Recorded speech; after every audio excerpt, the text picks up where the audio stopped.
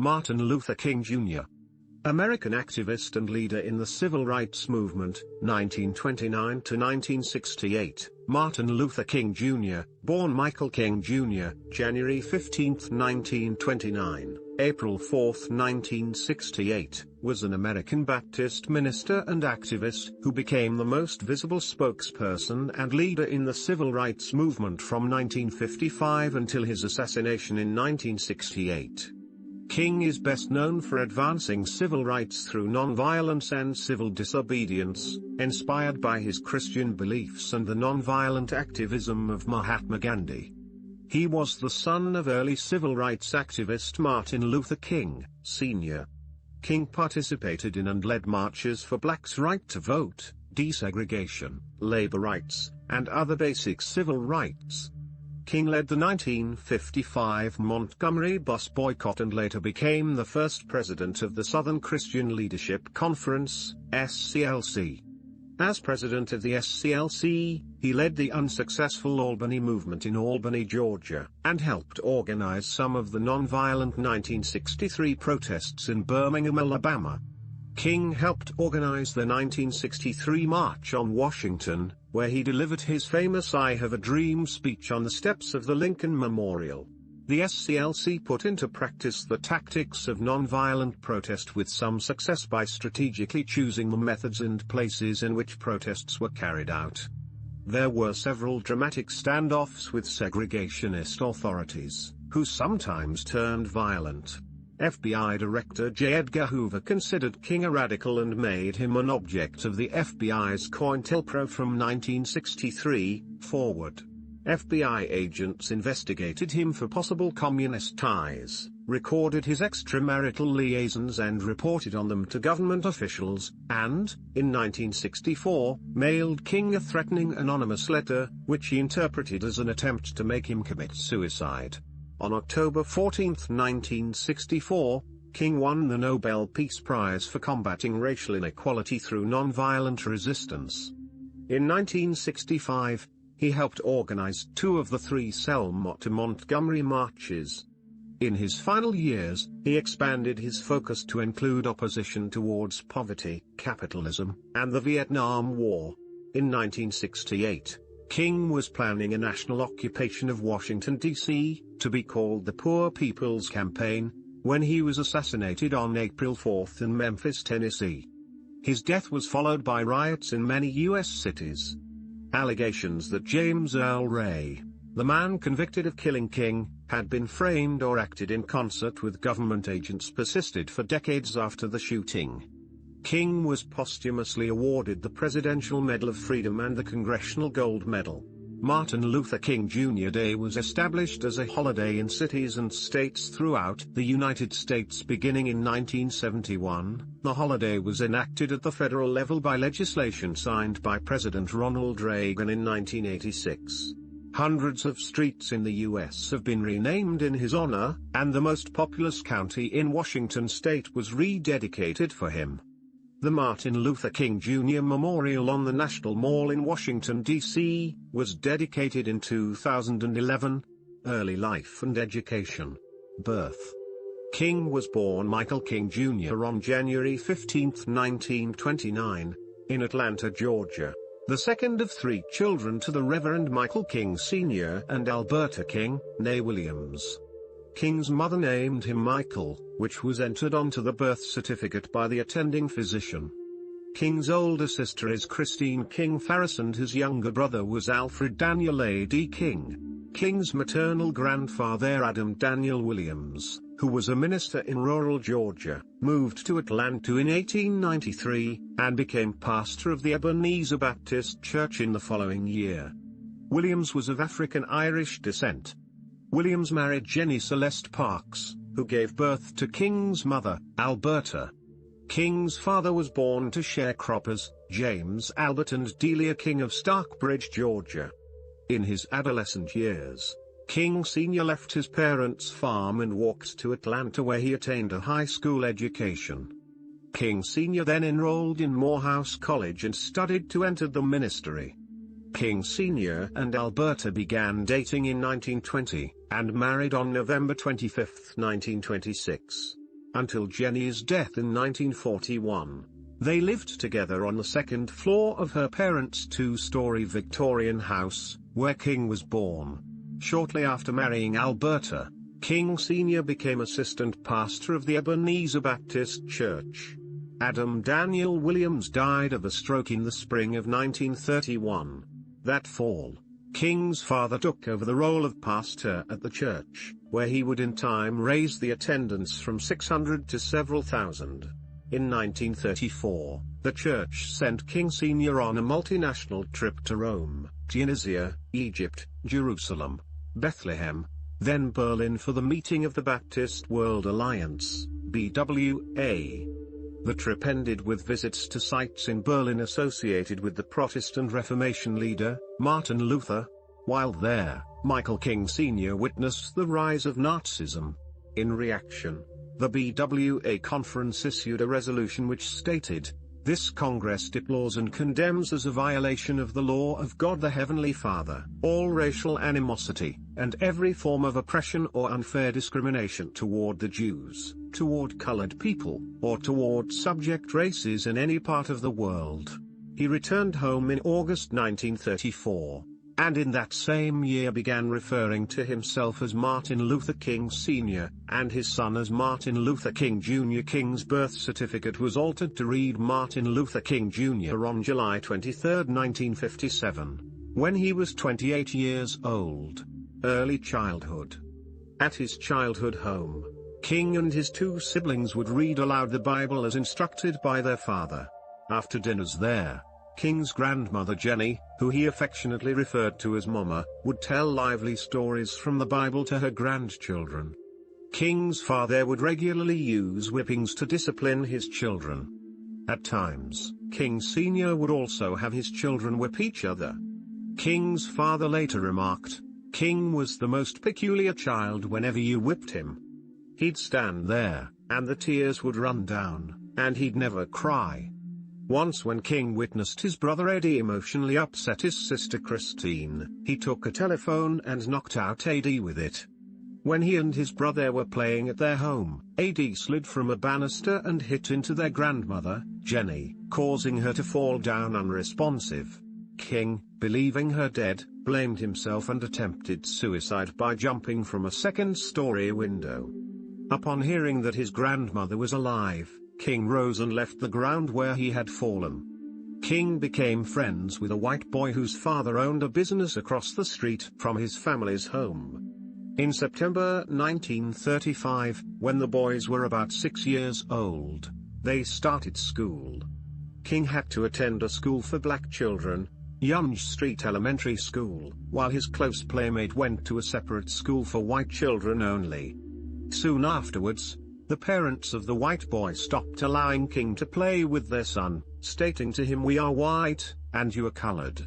When King relayed the happenings to his parents, they had a long discussion with him about the history of slavery and racism in America. Upon learning of the hatred, violence and oppression that black people had faced in the U.S., King would later state that he was determined to hate every white person. His parents instructed him that it was his Christian duty to love everyone. King witnessed his father stand up against segregation and various forms of discrimination. Once, when stopped by a police officer who referred to King Sr. as boy, King's father responded sharply that King was a boy but he was a man. When King's father took him into a shoe store in downtown Atlanta, the clerk told them they needed to sit in the back. King's father refused, stating, "We'll either buy shoes sitting here or we won't buy any shoes at all," before taking King and leaving the store. He told King afterwards, "I don't care how long I have to live with this system, I will never accept it." In 1936, King's father led hundreds of African Americans in a civil rights march to the City Hall in Atlanta, to protest voting rights discrimination. King later remarked that King Sr. was a real father to him. King memorized and sang hymns, and stated verses from the Bible, by the time he was 5 years old. Over the next year, he began to go to church events with his mother and sing hymns while she played piano. His favorite hymn to sing was "I Want to Be More and More Like Jesus." He moved attendees with his singing. King later became a member of the junior choir in his church. King enjoyed opera, and played the piano. As he grew up, King garnered a large vocabulary from reading dictionaries and consistently used his expanding lexicon. He got into physical altercations with boys in his neighborhood, but oftentimes used his knowledge of words to stymie fights. King showed a lack of interest in grammar and spelling, a trait which he carried throughout his life. In 1939, King sang as a member of his church choir in slave costume, for the all-white audience at the Atlanta premiere of the film Gone with the Wind. In September 1940, at the age of 12, King was enrolled at the Atlanta University Laboratory School for the 7th grade. While there, King took violin and piano lessons, and showed keen interest in his history and English classes.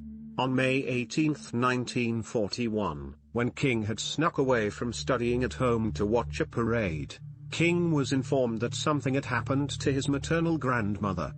Upon returning home, he found out that she had suffered a heart attack and died while being transported to a hospital.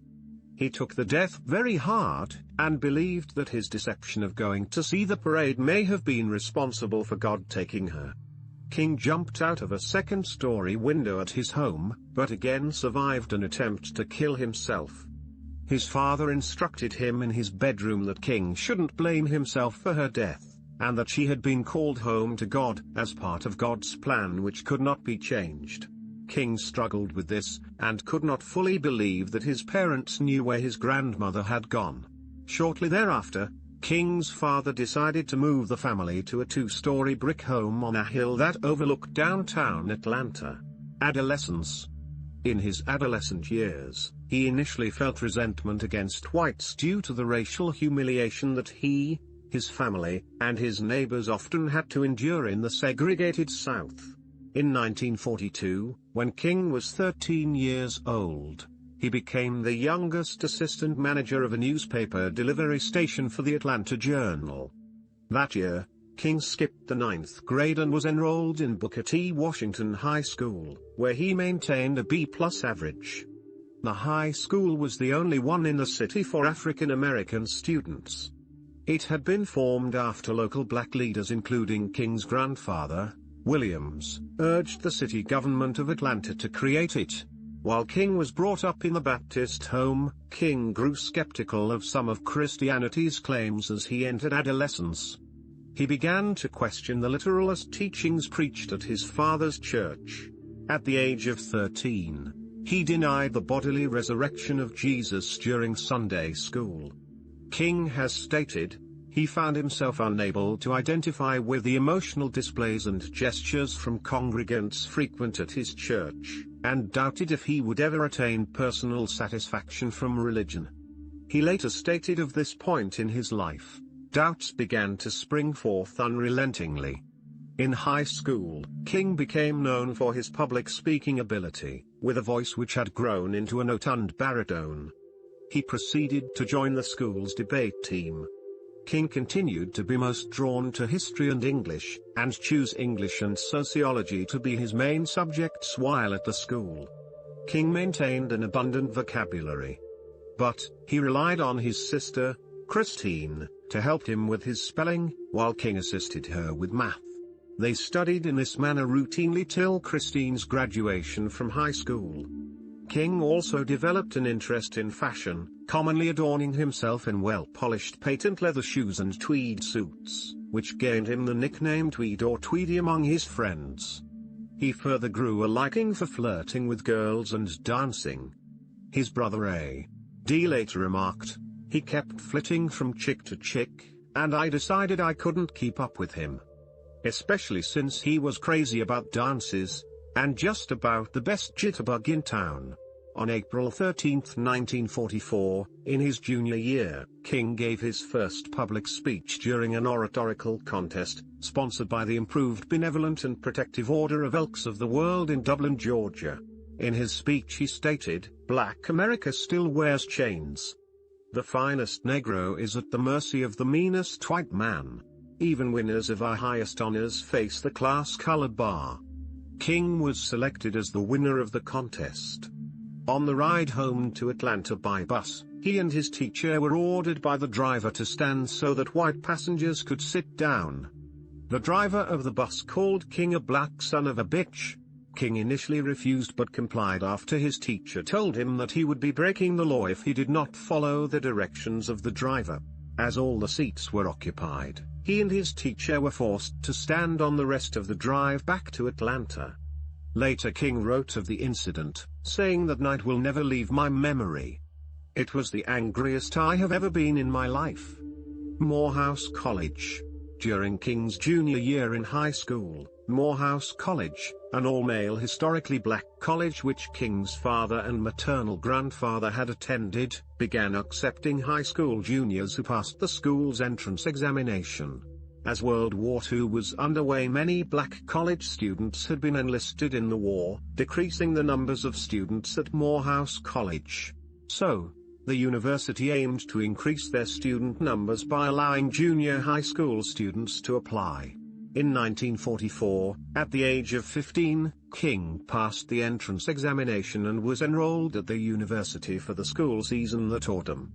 In the summer before King started his freshman year at Morehouse, he boarded a train with his friend, Emmett Weasel Proctor, and a group of other Morehouse College students to work in Simsbury, Connecticut at the tobacco farm of Cullman Brothers Tobacco, a cigar business. This was King's first trip outside of the segregated South into the integrated North. In a June 1944 letter to his father, King wrote about the differences that struck him between the two parts of the country.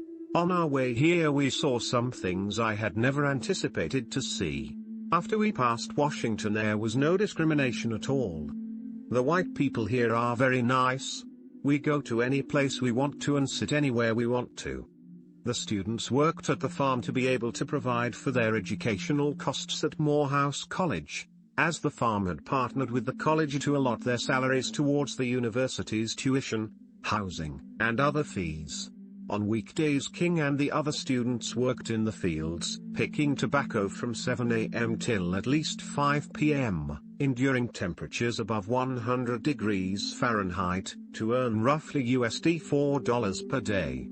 On Friday evenings, King and the other students visited downtown Simsbury to get milkshakes and watch movies, and on Saturdays they would travel to Hartford, Connecticut to see theater performances, shop and eat in restaurants. While each Sunday they would go to Hartford to attend church services, at a church filled with white congregants. King wrote to his parents about the lack of segregation in Connecticut, relaying how he was amazed they could go to one of the finest restaurants in Hartford and that Negroes and whites go to the same church. He played freshman football there. The summer before his last year at Morehouse, in 1947, the 18-year-old King chose to enter the ministry. Throughout his time in college, King studied under the mentorship of its president, Baptist minister Benjamin Mays, who he would later credit with being his spiritual mentor. King had concluded that the church offered the most assuring way to answer an inner urge to serve humanity. His inner urge had begun developing, and he made peace with the Baptist Church, as he believed he would be a rational minister with sermons that were a respectful force for ideas, even social protest.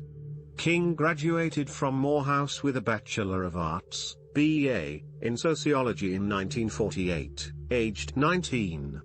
Religious education, ministry, marriage and family. Crozer Theological Seminary. King enrolled in Crozer Theological Seminary in Upland, Pennsylvania. King's father fully supported his decision to continue his education and made arrangements for King to work with J. Pius Barber, a family friend who pastored at Calvary Baptist Church in nearby Chester, Pennsylvania. King became known as one of the Sons of Calvary, an honor he shared with William Augustus Jones Jr. and Samuel D. Proctor, who both went on to become well-known preachers in the black church.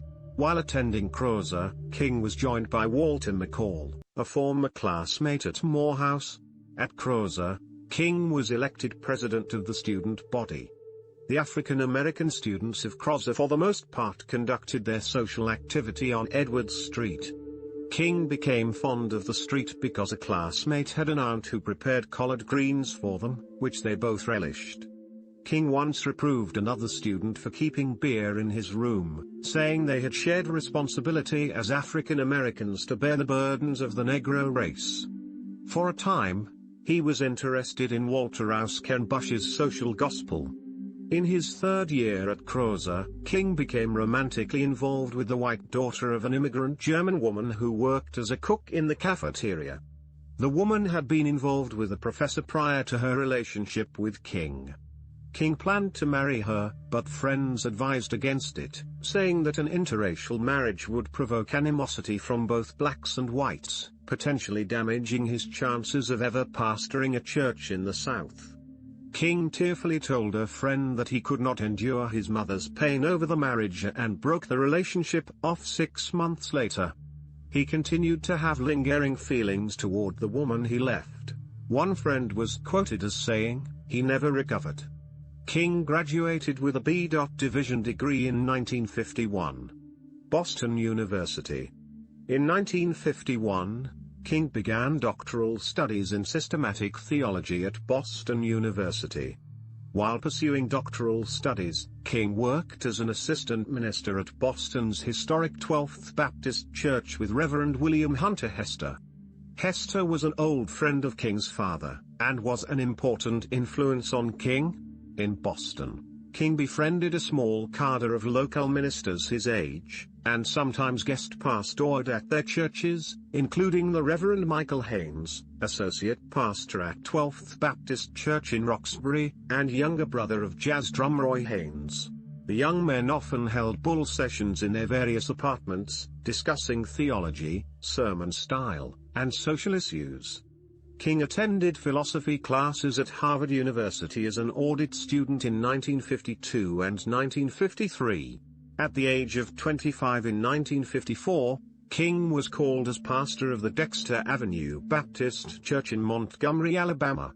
King received his Ph.D. degree on June 5, 1955, with a dissertation, initially supervised by Edgar S. Brightman and, upon the latter's death, by Lowton Harold de Wolfe, titled A Comparison of the Conceptions of God in the Thinking of Paul Tillich and Henry Nelson Wyman.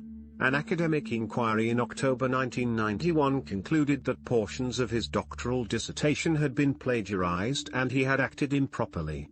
However, despite its finding, the committee said that no thought should be given to the revocation of Dr. King's doctoral degree, an action that the panel said would serve no purpose. The committee found that the dissertation still makes an intelligent contribution to scholarship. A letter is now attached to the copy of King's dissertation held in the university library, noting that numerous passages were included without the appropriate quotations and citations of sources. Significant debate exists on how to interpret King's plagiarism. Marriage and family. While studying at Boston University, he asked a friend from Atlanta named Mary Powell, who was a student at the New England Conservatory of Music, if she knew any nice Southern girls. Powell asked fellow student Coretta Scott if she was interested in meeting a Southern friend studying divinity. Scott was not interested in dating preachers, but eventually agreed to allow Martin to telephone her based on Powell's description and vouching.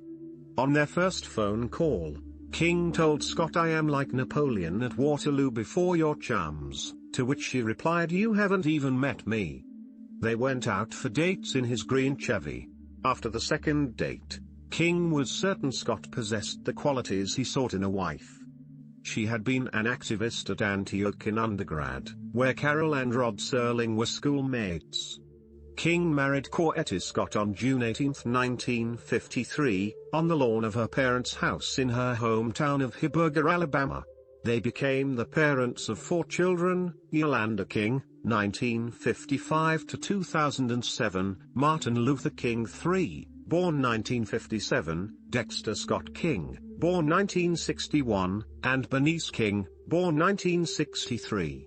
During their marriage, King limited Coretta's role in the civil rights movement, expecting her to be a housewife and mother. In December 1959, after being based in Montgomery for 5 years, King announced his return to Atlanta at the request of the SCLC. In Atlanta, King served until his death as co-pastor with his father at the Ebenezer Baptist Church, and helped expand the civil rights movement across the South. Activism and organizational leadership. Montgomery bus boycott, 1955. In March 1955, Claudette Colvin, a 15-year-old black schoolgirl in Montgomery, refused to give up her bus seat to a white man in violation of Jim Crow laws, local laws in the southern United States that enforced racial segregation. King was on the committee from the Birmingham African American community that looked into the case. E.D. Nixon and Clifford Durr decided to wait for a better case to pursue because the incident involved a minor. 9 months later, on December 1, 1955, a similar incident occurred when Rosa Parks was arrested for refusing to give up her seat on a city bus. The two incidents led to the Montgomery bus boycott, which was urged and planned by Nixon and led by King. The boycott lasted for 385 days, and the situation became so tense that King's house was bombed. King was arrested during this campaign, which concluded with a United States District Court ruling in Browder v. Gale that ended racial segregation on all Montgomery public buses. King's role in the bus boycott transformed him into a national figure and the best-known spokesman of the civil rights movement. Southern Christian Leadership Conference. In 1957, King, Ralph Abernathy, Fred Shuttlesworth, Joseph Lowery, and other civil rights activists founded the Southern Christian Leadership Conference, SCLC. The group was created to harness the moral authority and organizing power of black churches to conduct nonviolent protests in the service of civil rights reform. The group was inspired by the crusades of evangelist Billy Graham, who befriended King, as well as the national organizing of the group in Friendship, founded by King allies Stanley Levison and Ella Baker. King led the SCLC until his death. The SCLC's 1957 prayer pilgrimage for freedom was the first time King addressed a national audience. Other civil rights leaders involved in the SCLC with King included James Bevel, Alan Johnson, Curtis W. Harris, Walter E. Fauntroy, C.T. Vivian, Andrew Young, the Freedom Singers, Cleveland Robinson, Randolph Blackwell, Annie Bell Robinson Devine, Charles Kenzie Steele, Alfred Daniel Williams King, Benjamin Hooks, Aaron Henry, and Bayard Rustin. Harry Wachtell joined King's legal advisor Clarence B. Jones in defending 4 ministers of the SCLC in the libel case New York Times Company v. Sullivan. The case was litigated in reference to the newspaper advertisement Heed Their Rising Voices. Wachtell founded a tax-exempt fund to cover the expenses of the suit and to assist the nonviolent civil rights movement through a more effective means of fundraising. This organization was named the Gandhi Society for Human Rights. King served as honorary president for the group. He was displeased with the pace that President Kennedy was using to address the issue of segregation. In 1962, King and the Gandhi Society produced a document that called on the president to follow in the footsteps of Abraham Lincoln and issue an executive order to deliver a blow for civil rights as a kind of second Emancipation Proclamation. Kennedy did not execute the order. The FBI was under written directive from Attorney General Robert F. Kennedy when it began tapping King's telephone line in the fall of 1963. Kennedy was concerned that public allegations of communists in the SCLC would derail the administration's civil rights initiatives. He warned King to discontinue these associations and later felt compelled to issue the written directive that authorized the FBI to wiretap King and other SCLC leaders. FBI Director J. Edgar Hoover feared the civil rights movement and investigated the allegations of communist infiltration. When no evidence emerged to support this, the FBI used the incidental details caught on tape over the next 5 years in attempts to force King out of his leadership position in the COINTELPRO program.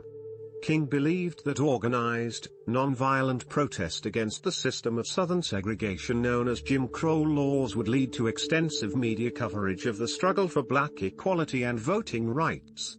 Journalistic accounts and televised footage of the daily deprivation and indignities suffered by Southern blacks, and of segregationist violence and harassment of civil rights workers and marchers, produced a wave of sympathetic public opinion that convinced the majority of Americans that the civil rights movement was the most important issue in American politics in the early 1960s.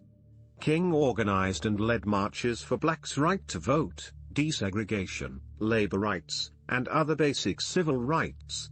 Most of these rights were successfully enacted into the law of the United States with the passage of the Civil Rights Act of 1964 and the 1965 Voting Rights Act.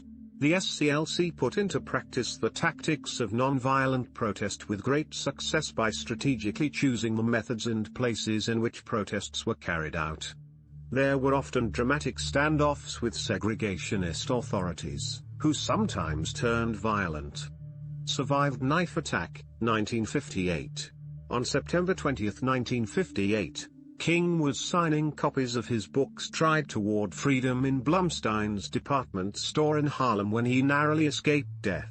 Isola Curry, a mentally ill black woman who thought that King was conspiring against her with communists, stabbed him in the chest with a letter opener, which nearly impinged on the aorta. King received first aid by police officers Al Howard and Philip Romano. King underwent emergency surgery with 3 doctors, Aubrey de Lambert Maynard, Emile Naclerio and John W. V. Cordis. He remained hospitalized for several weeks. Curry was later found mentally incompetent to stand trial. Atlanta sit-ins, prison sentence, and the 1960 elections. Georgia Governor Ernest Vandiver expressed open hostility towards King's return to his hometown in late 1959. He claimed that wherever ML King Jr. has been, there has followed in his wake a wave of crimes, and vowed to keep King under surveillance. On May 4, 1960, several months after his return, King drove writer Lillian Smith to Emory University when police stopped them. King was cited for driving without a license because he had not yet been issued a Georgia license. King's Alabama license was still valid, and Georgia law did not mandate any time limit for issuing a local license. King paid a fine, but was apparently unaware that his lawyer agreed to a plea deal that also included a probationary sentence.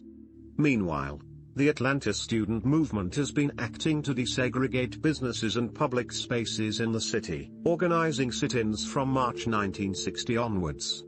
In August, the movement asked King to participate in a mass October sit-in, timed to highlight how 1960's presidential election campaign had ignored civil rights. The coordinated day of action took place on October 19.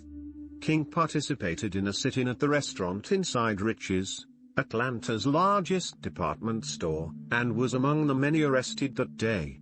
The authorities released everyone over the next few days, except for King. Invoking his probationary plea deal, Judge J. Oscar Mitchell sentenced King on October 25 to 4 months of hard labor. Before dawn the next day, King was taken from his county jail cell and transported to a maximum security state prison. The arrest and harsh sentence drew nationwide attention.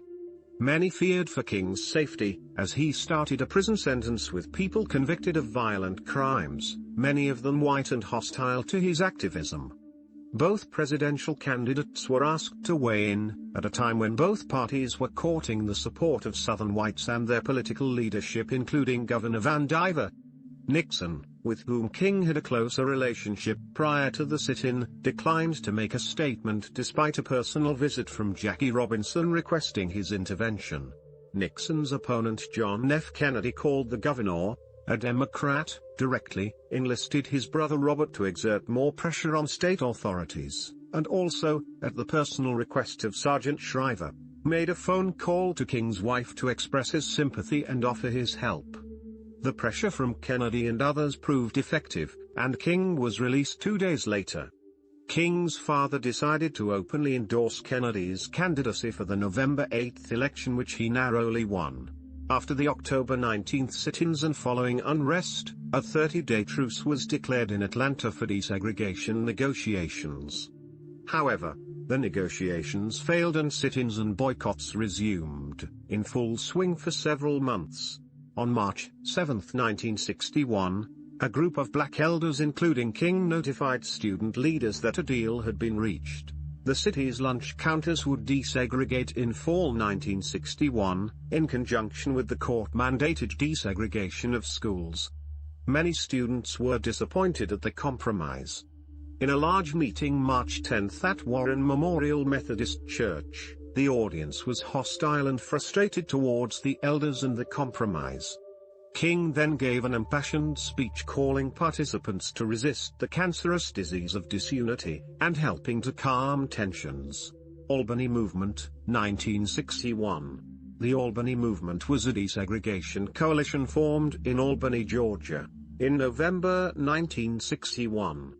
In December, King and the SCLC became involved. The movement mobilized thousands of citizens for a broad-front nonviolent attack on every aspect of segregation within the city and attracted nationwide attention.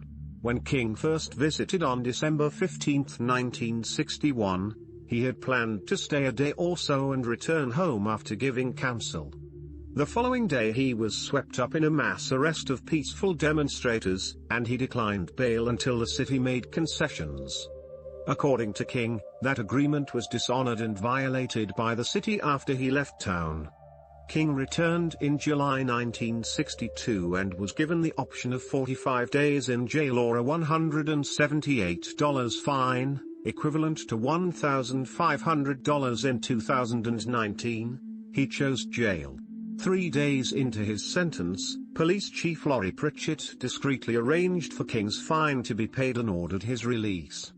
We had witnessed persons being kicked off lunch counter stools, ejected from churches, and thrown into jail. But for the first time, we witnessed being kicked out of jail.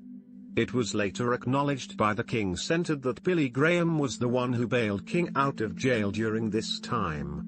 After nearly a year of intense activism with few tangible results, the movement began to deteriorate. King requested a halt to all demonstrations and a day of penance to promote nonviolence and maintain the moral high ground. Divisions within the black community and the canny, low-key response by local government defeated efforts. Though the Albany effort proved a key lesson in tactics for King and the national civil rights movement, the national media was highly critical of King's role in the defeat, and the SCLC's lack of results contributed to a growing gulf between the organization and the more radical SNCC. After Albany, King sought to choose engagements for the SCLC in which he could control the circumstances, rather than entering into pre-existing situations. The Gandhi Society. Harry Wachtell joined King's legal advisor Clarence B. Jones in defending 4 ministers of the SCLC in the libel case New York Times Company v. Sullivan. The case was litigated in reference to the newspaper advertisement Heed Their Rising Voices. Wachtell founded a tax-exempt fund to cover the expenses of the suit and to assist the nonviolent civil rights movement through a more effective means of fundraising. This organization was named the Gandhi Society for Human Rights. King served as honorary president for the group. He was displeased with the pace that President Kennedy was using to address the issue of segregation. In 1962, King and the Gandhi Society produced a document that called on the president to follow in the footsteps of Abraham Lincoln and issue an executive order to deliver a blow for civil rights as a kind of second Emancipation Proclamation. Kennedy did not execute the order. Birmingham Campaign, 1963. In April 1963, the SCLC began a campaign against racial segregation and economic injustice in Birmingham, Alabama. The campaign used nonviolent but intentionally confrontational tactics, developed in part by Reverend Wyatt T. Walker.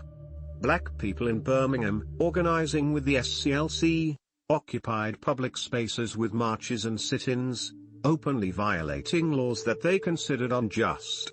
King's intent was to provoke mass arrests and create a situation so crisis-packed that it will inevitably open the door to negotiation. The campaign's early volunteers did not succeed in shutting down the city, or in drawing media attention to the police's actions.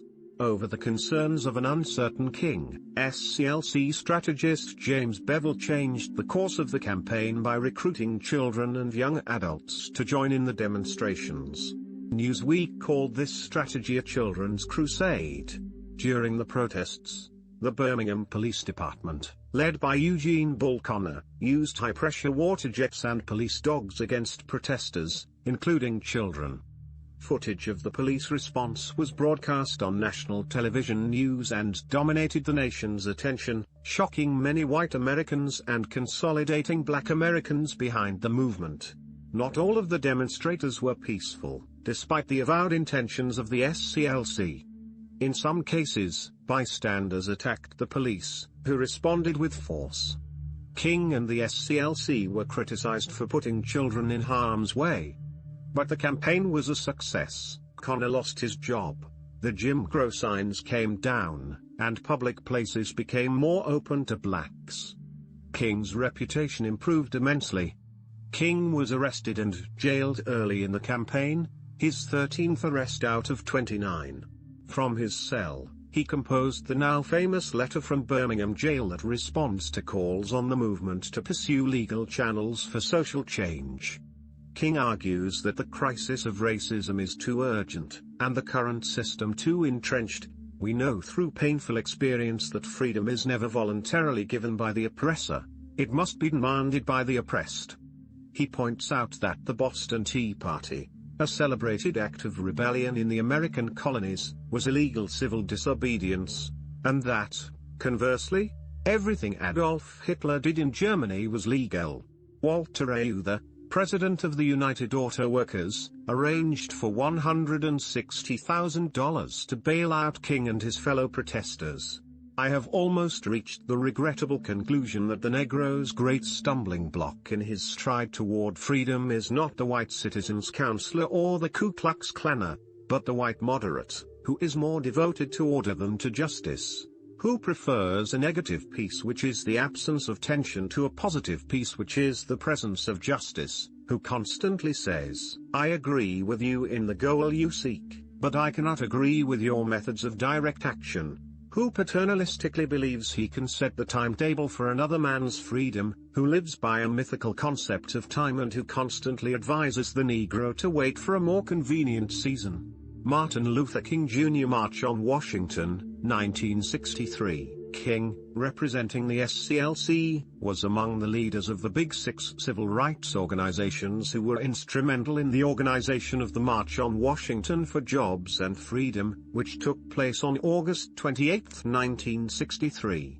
The other leaders and organizations comprising the Big Six were Roy Wilkins from the National Association for the Advancement of Colored People, Whitney Young, National Urban League, A. Philip Randolph, Brotherhood of Sleeping Car Porters, John Lewis, SNCC, and James L. Farmer Jr., of the Congress of Racial Equality. Bayard Rustin's open homosexuality, support of democratic socialism, and his former ties to the Communist Party USA caused many white and African American leaders to demand King distance himself from Rustin, which King agreed to do. However, he did collaborate in the 1963 March on Washington, for which Rustin was the primary logistical and strategic organizer. For King, this role was another which courted controversy, since he was one of the key figures who acceded to the wishes of United States President John F. Kennedy in changing the focus of the march.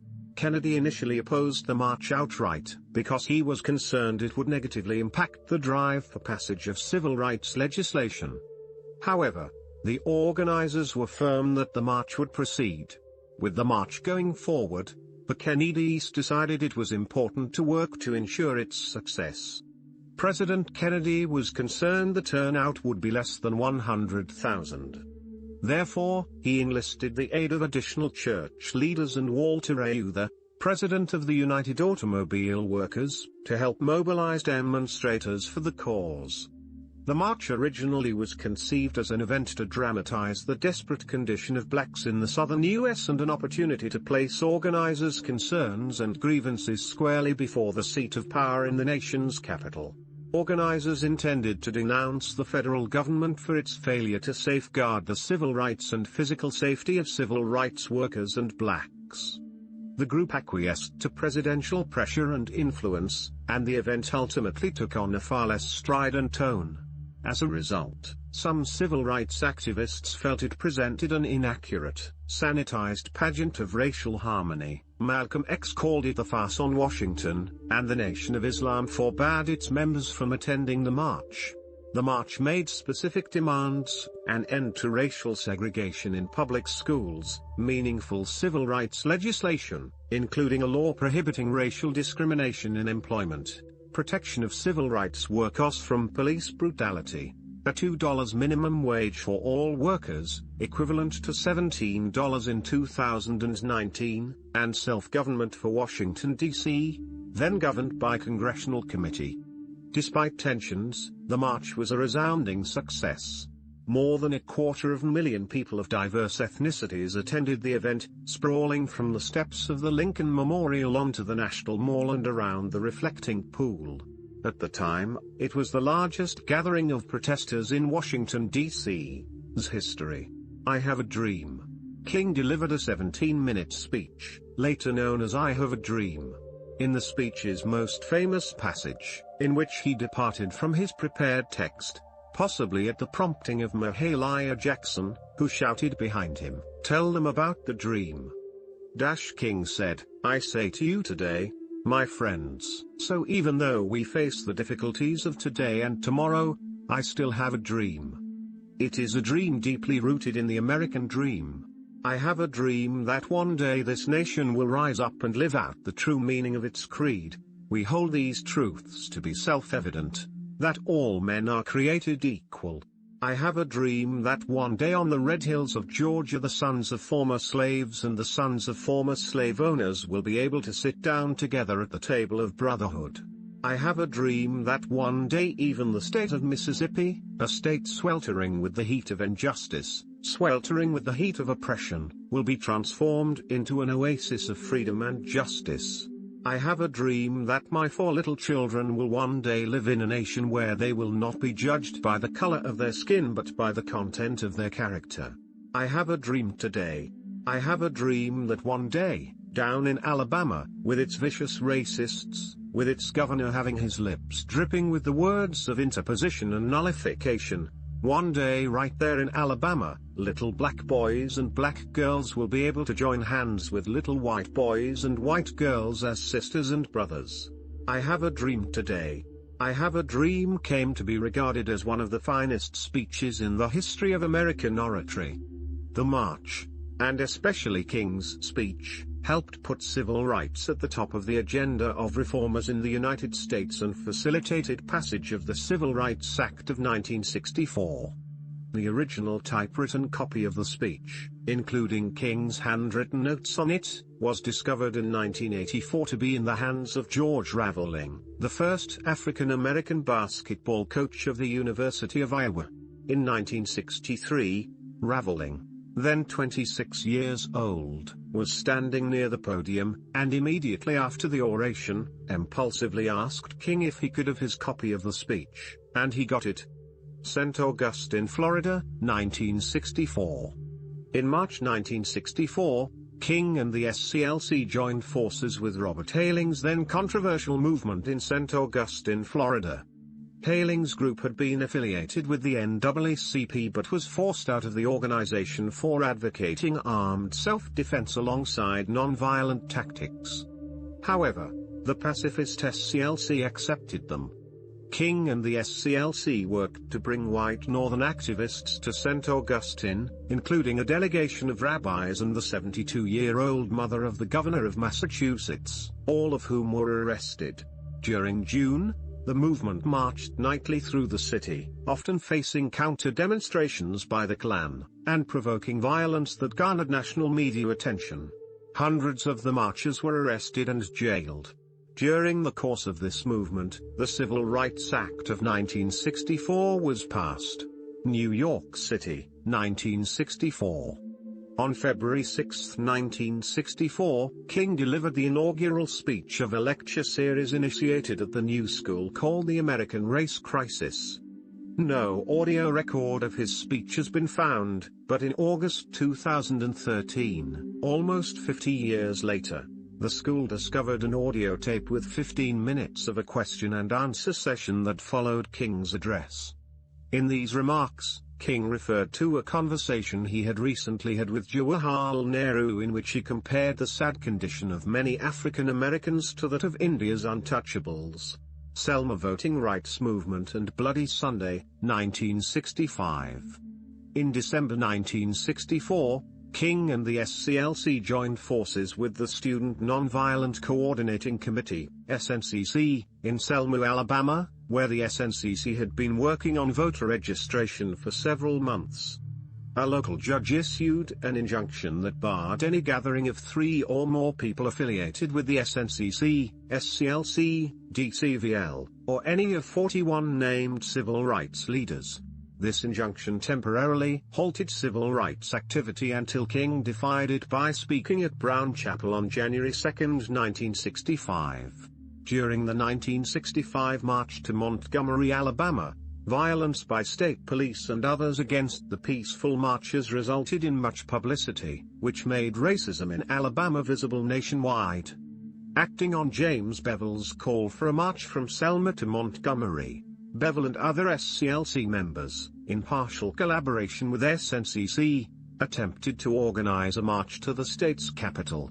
The first attempt to march on March 7, 1965, at which King was not present, was aborted because of mob and police violence against the demonstrators. This day has become known as Bloody Sunday and was a major turning point in the effort to gain public support for the civil rights movement. It was the clearest demonstration up to that time of the dramatic potential of King and Bevel's nonviolence strategy. On March 5, King met with officials in the Johnson administration in order to request an injunction against any prosecution of the demonstrators. He did not attend the march due to church duties, but he later wrote, "If I had any idea that the state troopers would use the kind of brutality they did, I would have felt compelled to give up my church duties altogether to lead the line." Footage of police brutality against the protesters was broadcast extensively and roused national public outrage. King next attempted to organize a march for March 9. The SCLC petitioned for an injunction in federal court against the state of Alabama. This was denied and the judge issued an order blocking the march until after a hearing. Nonetheless, King led marchers on March 9 to the Edmund Pettus Bridge in Selma, then held a short prayer session before turning the marchers around and asking them to disperse so as not to violate the court order. The unexpected ending of this second march aroused the surprise and anger of many within the local movement. Meanwhile, on March 11 King cried at the news of Johnson supporting a voting rights bill on television in Marie Foster's living room. The march finally went ahead fully on March 25, 1965. At the conclusion of the march on the steps of the state capitol, King delivered a speech that became known as How Long, Not Long. In it, King stated that equal rights for African Americans could not be far away, because the arc of the moral universe is long, but it bends toward justice and you shall reap what you sow. Chicago Open Housing Movement, 1966. In 1966, after several successes in the South, King, Bevel, and others in the civil rights organizations took the movement to the North, with Chicago as their first destination. King and Ralph Abernathy, both from the middle class, moved into a building at 1550 South Hemlin Avenue, in the slums of North Lawndale on Chicago's west side, as an educational experience and to demonstrate their support and empathy for the poor. The SCLC formed a coalition with CCCO, Coordinating Council of Community Organizations, an organization founded by Albert Raby, and the combined organization's efforts were fostered under the aegis of the Chicago Freedom Movement. During that spring, several white couple, black couple tests of real estate offices uncovered racial steering, discriminatory processing of housing requests by couples who were exact matches in income, background, number of children, and other attributes. Several larger marches were planned and executed in Bogan, Belmont Cragin, Jefferson Park, Evergreen Park, a suburb southwest of Chicago, Gage Park, Marquette Park, and others. King later stated, and Abernathy wrote, that the movement received a worse reception in Chicago than in the South. Marches, especially the one through Marquette Park on August 5, 1966, were met by thrown bottles and screaming throngs. Rioting seemed very possible. King's beliefs militated against his staging a violent event, and he negotiated an agreement with Mayor Richard J. Daley to cancel a march in order to avoid the violence that he feared would result. King was hit by a brick during one march, but continued to lead marches in the face of personal danger. When King and his allies returned to the South, they left Jesse Jackson, a seminary student who had previously joined the movement in the South, in charge of their organization. Jackson continued their struggle for civil rights by organizing the Operation Breadbasket movement that targeted chain stores that did not deal fairly with blacks. A 1967 CIA document declassified in 2017 downplayed King's role in the black militant situation in Chicago, with a source stating that King sought at least constructive, positive projects. Opposition to the Vietnam War. The Black Revolution is much more than a struggle for the rights of Negroes. It is forcing America to face all its interrelated flaws: racism, poverty, militarism, and materialism. It is exposing evils that are rooted deeply in the whole structure of our society.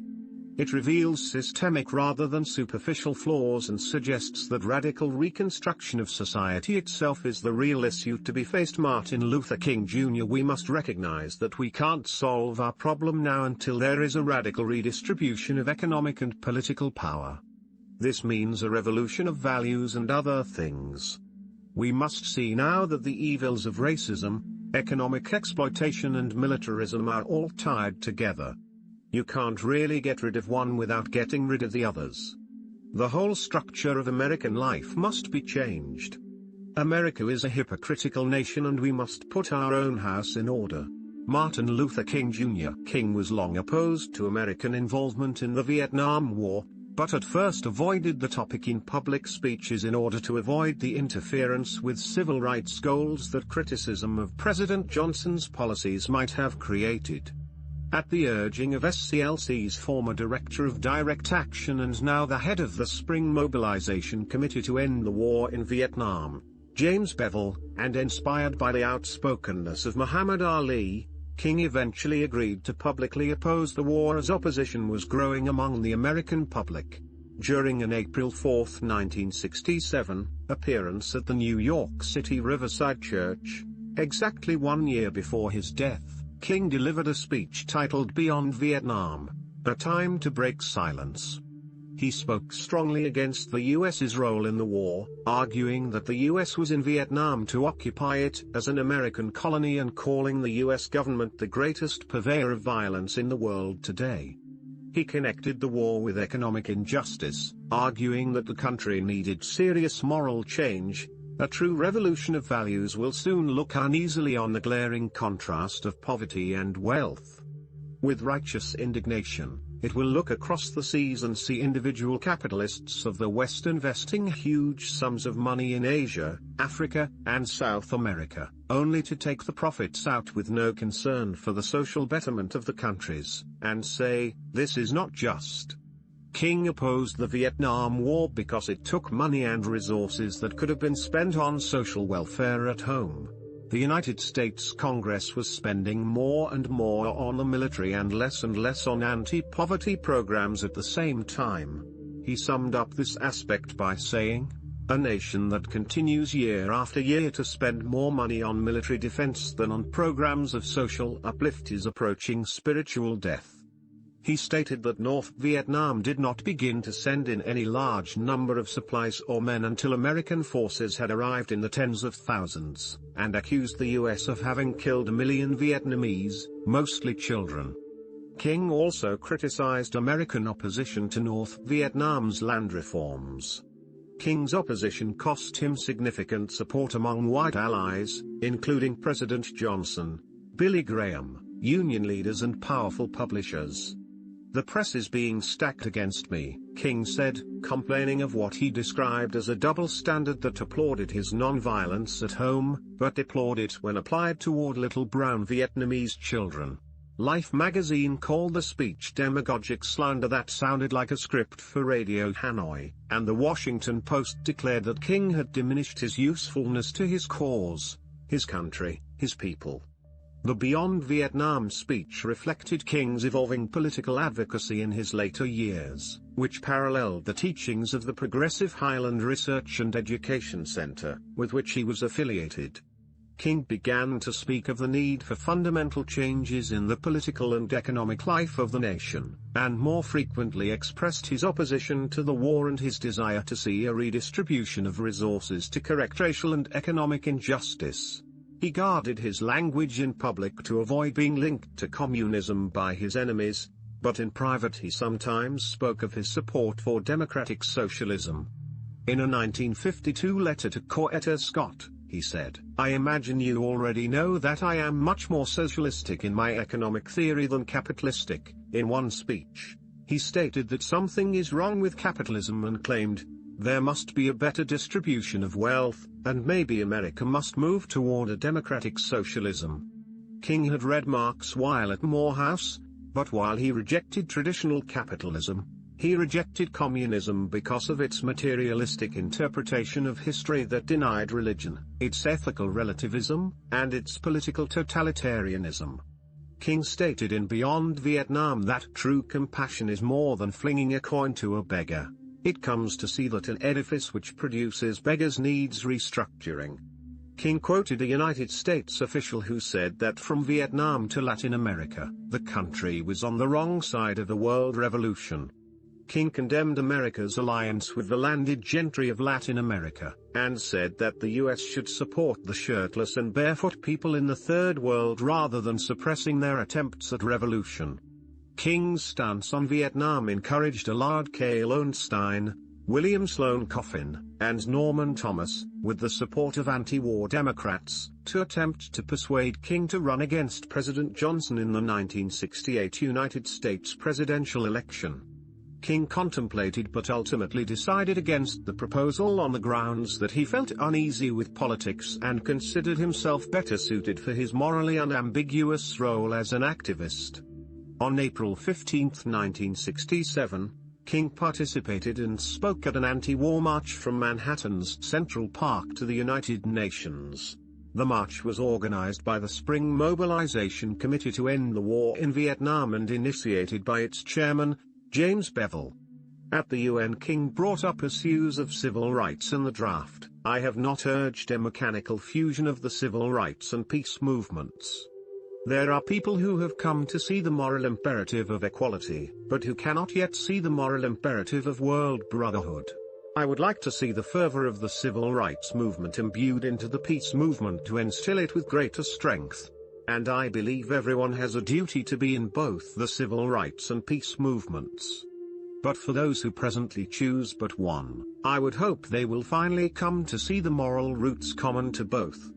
Seeing an opportunity to unite civil rights activists and anti-war activists, Bevel convinced King to become even more active in the anti-war effort. Despite his growing public opposition towards the Vietnam War, King was not fond of the hippie culture which developed from the anti-war movement. In his 1967 Massey lecture, King stated, "The importance of the hippies is not in their unconventional behavior, but in the fact that hundreds of thousands of young people, in turning to a flight from reality, are expressing a profoundly discrediting view on the society they emerge from." On January 13, 1968, the day after President Johnson's State of the Union address, King called for a large march on Washington against one of history's most cruel and senseless wars. "We need to make clear in this political year, to congressmen on both sides of the aisle and to the President of the United States, that we will no longer tolerate, we will no longer vote for men who continue to see the killings of Vietnamese and Americans as the best way of advancing the goals of freedom and self-determination in Southeast Asia." Correspondence with Thich Nhat Hanh. Thich Nhat Hanh was an influential Vietnamese Buddhist who taught at Princeton University and Columbia University. He had written a letter to Martin Luther King Jr. in 1965 entitled, "In Search of the Enemy of Man." It was during his 1966 stay in the US that Nhat Hanh met with King and urged him to publicly denounce the Vietnam War. In 1967, Dr. King gave a famous speech at the Riverside Church in New York City, his first to publicly question the US involvement in Vietnam. Later that year, Dr. King nominated Nhat Hanh for the 1967 Nobel Peace Prize. In his nomination, Dr. King said, "I do not personally know of anyone more worthy of this prize than this gentle monk from Vietnam. His ideas for peace, if applied, would build a monument to ecumenism, to world brotherhood, to humanity." Poor People's Campaign, 1968. In 1968, King and the SCLC organized the Poor People's Campaign to address issues of economic justice. King traveled the country to assemble a multiracial army of the poor that would march on Washington to engage in nonviolent civil disobedience at the Capitol until Congress created an economic Bill of Rights for poor Americans. The campaign was preceded by King's final book, Where Do We Go From Here, Chaos or Community?, which laid out his view of how to address social issues and poverty. King quoted from Henry George and George's book, Progress and Poverty, particularly in support of a guaranteed basic income. The campaign culminated in a march on Washington, D.C., demanding economic aid to the poorest communities of the United States. King and the SCLC called on the government to invest in rebuilding America's cities. He felt that Congress had shown hostility to the poor by spending military funds with alacrity and generosity.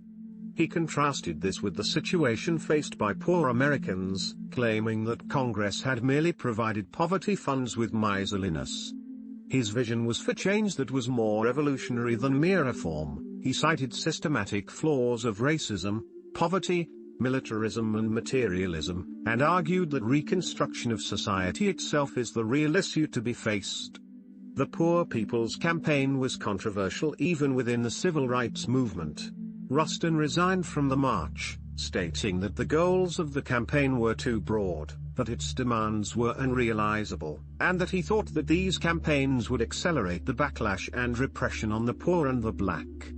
Assassination and aftermath. On March 29, 1968, King went to Memphis, Tennessee, in support of the black sanitary public works employees, who were represented by AFSCME Local 1733. The workers had been on strike since March 12 for higher wages and better treatment. In one incident, black street repairmen received pay for 2 hours when they were sent home because of bad weather, but white employees were paid for the full day. On April 3, King addressed a rally and delivered his "I've Been to the Mountaintop" address at Mason Temple, the world headquarters of the Church of God in Christ. King's flight to Memphis had been delayed by a bomb threat against his plane. In the prophetic peroration of the last speech of his life, in reference to the bomb threat, King said the following, "And then I got to Memphis. And some began to say the threats, or talk about the threats that were out. What would happen to me from some of our sick white brothers? Well, I don't know what will happen now. We've got some difficult days ahead. But it doesn't matter with me now. Because I've been to the mountaintop. And I don't mind. Like anybody, I would like to live a long life. Longevity has its place. But I'm not concerned about that now. I just want to do God's will. And He's allowed me to go up to the mountain. And I've looked over. And I've seen the promised land. I may not get there with you.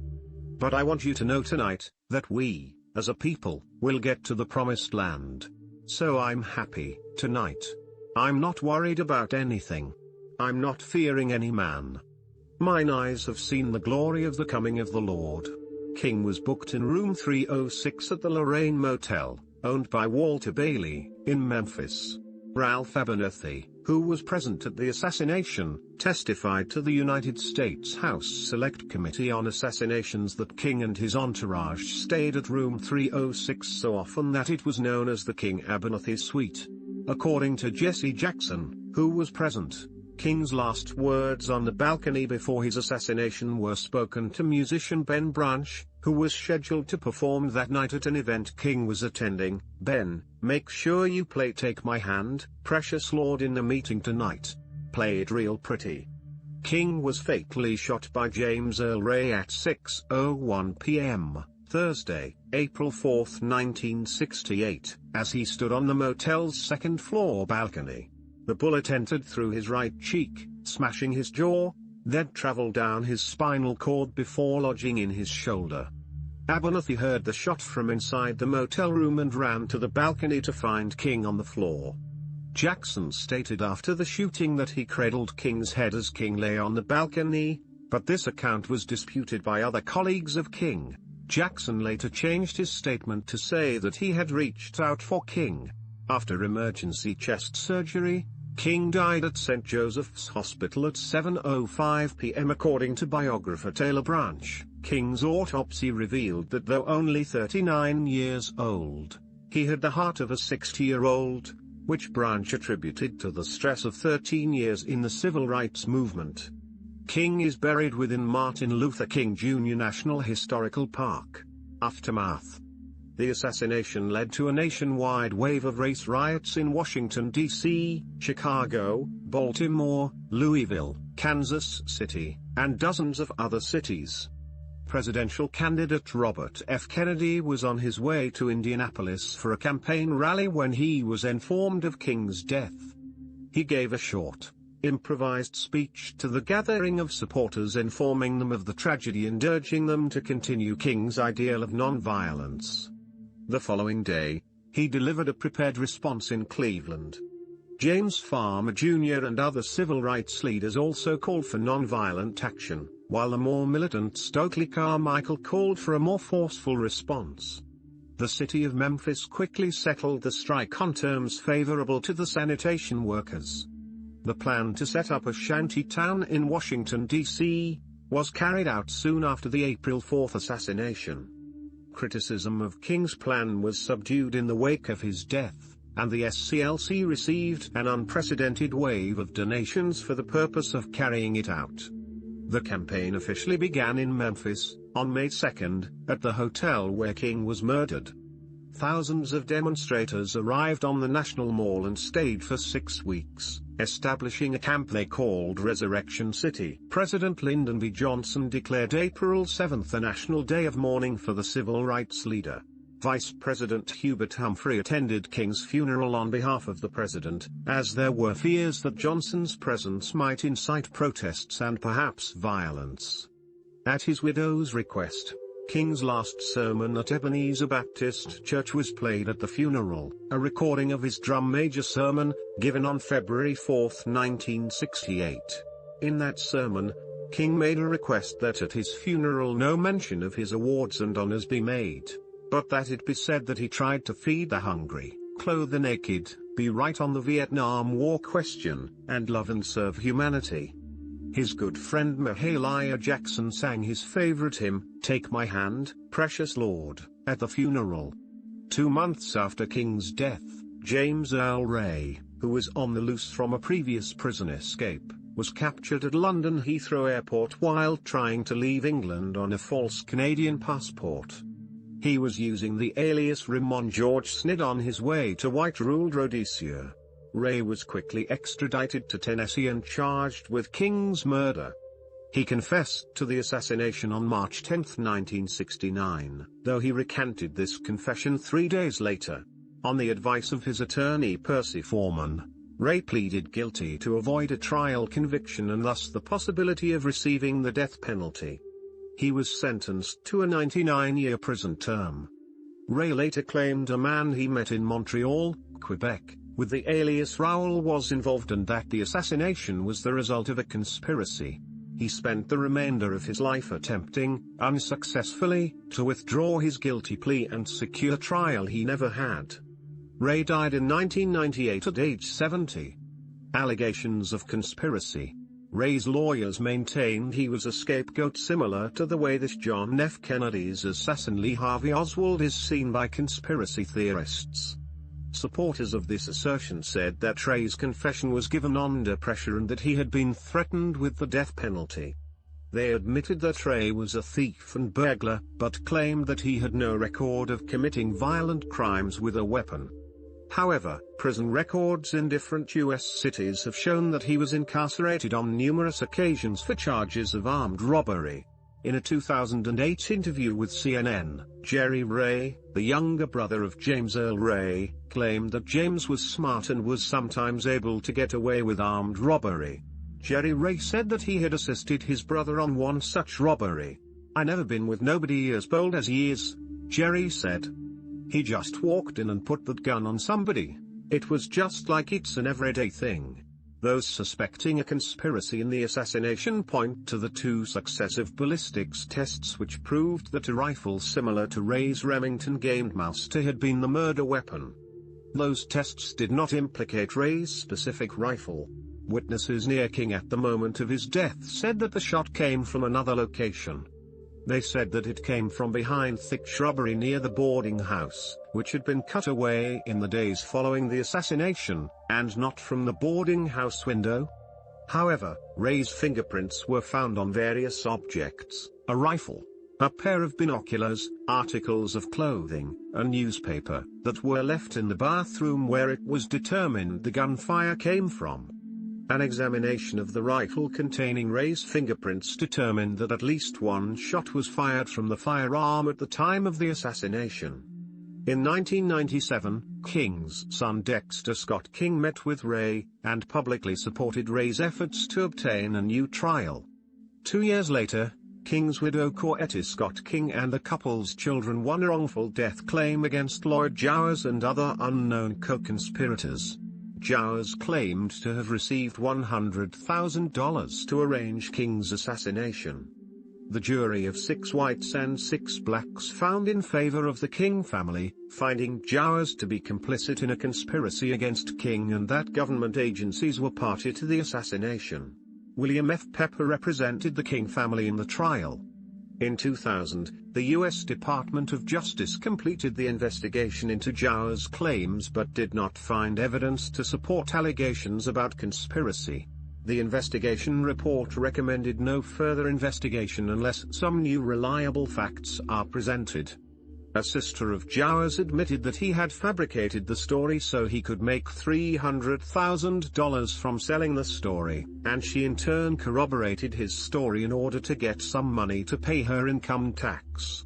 In 2002, the New York Times reported that a church minister, Reverend Ronald Denton Wilson, claimed his father, Henry Clay Wilson, not James Earl Ray, assassinated King.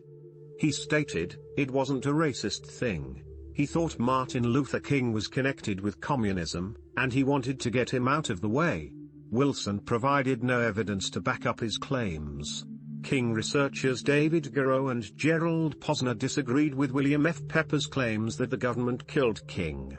In 2003, Pepper published a book about the long investigation and trial, as well as his representation of James Earl Ray in his bid for a trial, laying out the evidence and criticizing other accounts. King's friend and colleague, James Bevel, also disputed the argument that Ray acted alone, stating, "There is no way a 10-cent white boy could develop a plan to kill $1 million black man." In 2004, Jesse Jackson stated, "The fact is there were saboteurs to disrupt the march. And within our own organization, we found a very key person who was on the government payroll.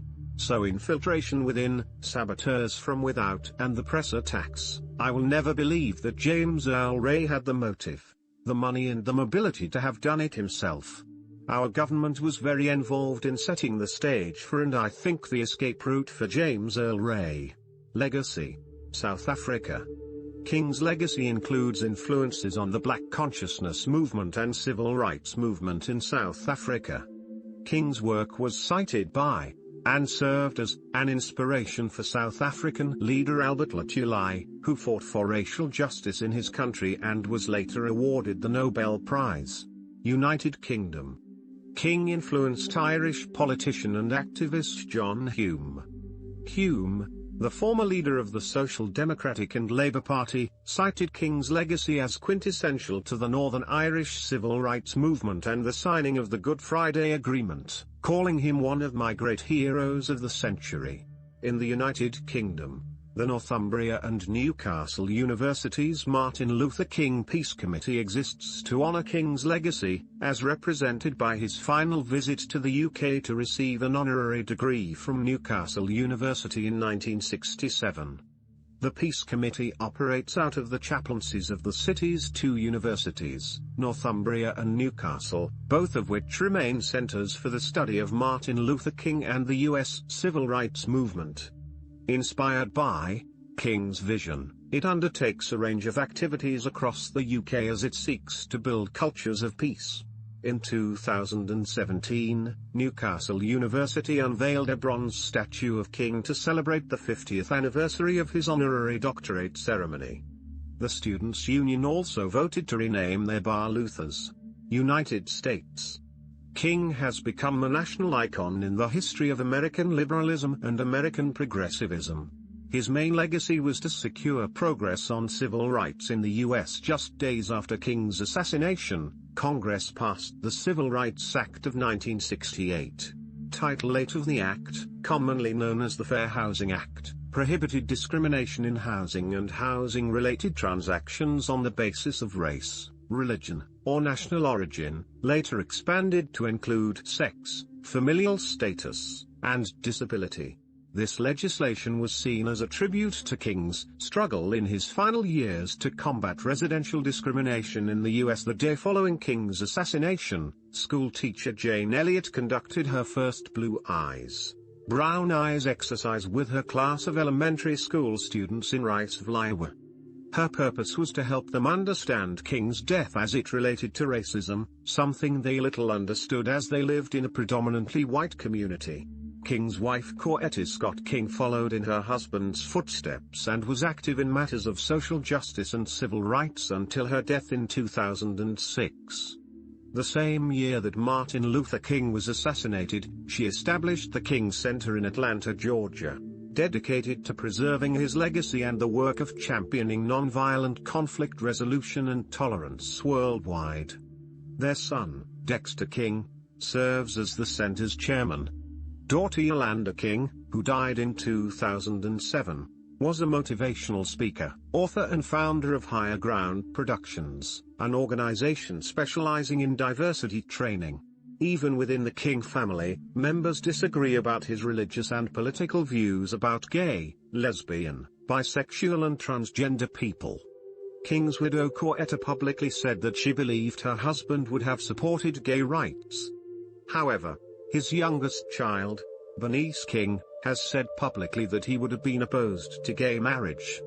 On February 4, 1968, at the Ebenezer Baptist Church, in speaking about how he wished to be remembered after his death, King stated, "I'd like somebody to mention that day that Martin Luther King Jr. tried to give his life serving others. I'd like for somebody to say that day that Martin Luther King Jr. tried to love somebody. I want you to say that day that I tried to be right on the war question. I want you to be able to say that day that I did try to feed the hungry. I want you to be able to say that day that I did try in my life to clothe those who were naked. I want you to say on that day that I did try in my life to visit those who were in prison. And I want you to say that I tried to love and serve humanity. Yes, if you want to say that I was a drum major, say that I was a drum major for justice. Say that I was a drum major for peace. I was a drum major for righteousness. And all of the other shallow things will not matter. I won't have any money to leave behind. I won't have the fine and luxurious things of life to leave behind. But I just want to leave a committed life behind." King is remembered as a martyr by the Episcopal Church in the United States of America with an annual feast day on the anniversary of his death, April 4. The Evangelical Lutheran Church in America commemorates King liturgically on the anniversary of his birth, January 15. On June 25, 2019, The New York Times Magazine listed Martin Luther King Jr. among hundreds of artists whose material was reportedly destroyed in the 2008 Universal Studios fire. Martin Luther King Jr. Day. Beginning in 1971, cities such as St. Louis, Missouri, and states established annual holidays to honor King. At the White House Rose Garden on November 2, 1983, President Ronald Reagan signed a bill creating a federal holiday to honor King. Observed for the first time on January 20, 1986. It is called Martin Luther King Jr. Day, following President George H.W. Bush's 1992 proclamation. The holiday is observed on the third Monday of January each year, near the time of King's birthday. On January 17, 2000, for the first time, Martin Luther King Jr. Day was officially observed in all 50 U.S. states. Arizona, 1992, New Hampshire, 1999, and Utah, 2000, were the last 3 states to recognize the holiday. Utah previously celebrated the holiday at the same time but under the name Human Rights Day. Ideas, influences, and political stances. Christianity. As a Christian minister, King's main influence was Jesus Christ and the Christian Gospels, which he would almost always quote in his religious meetings, speeches at church, and in public discourses. King's faith was strongly based in Jesus' commandment of loving your neighbor as yourself, loving God above all, and loving your enemies, praying for them and blessing them. His nonviolent thought was also based in the injunction to turn the other cheek in the Sermon on the Mount, and Jesus' teaching of putting the sword back into its place, Matthew 26:52. In his famous letter from Birmingham jail, King urged action consistent with what he describes as Jesus' extremist love, and also quoted numerous other Christian pacifist authors, which was very usual for him. In another sermon, he stated, "Before I was a civil rights leader, I was a preacher of the gospel. This was my first calling and it still remains my greatest commitment. Actually all that I do in civil rights I do because I consider it a part of my ministry. I have no other ambitions in life but to achieve excellence in the Christian ministry. I don't plan to run for any political office. I don't plan to do anything but remain a preacher. And what I'm doing in this struggle, along with many others, grows out of my feeling that the preacher must be concerned about the whole man." King's private writings show that he rejected biblical literalism. He described the Bible as mythological, doubted that Jesus was born of a virgin and did not believe that the story of Jonah and the whale was true. The Measure of a Man. In 1959, King published a short book called The Measure of a Man, which contained his sermons What is Man? And the Dimensions of a Complete Life. The sermons argued for man's need for God's love and criticized the racial injustices of Western civilization. Nonviolence. World peace through nonviolent means is neither absurd nor unattainable. All other methods have failed. Thus we must begin anew.